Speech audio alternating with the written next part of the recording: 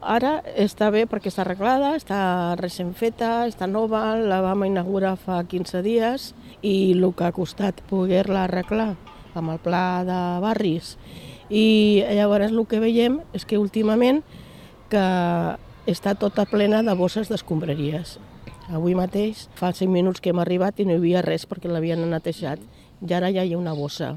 Aquí al barri s'ha començat a fer una mobilització veïnal que el que el porta més és l'associació de la Maresma i ens hem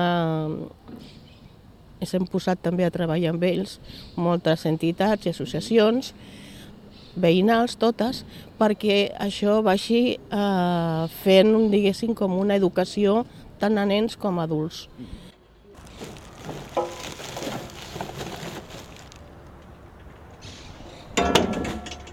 Molts veïns deixen la bossa al terra i això comporta que després passen gossos, passen nanos jugant, es trenquen i llavors es fa tot ple de brutícia i això també és per salut perquè poden sortir de les cloaques rates, coses i per sonoritat també, per higiene i per salut.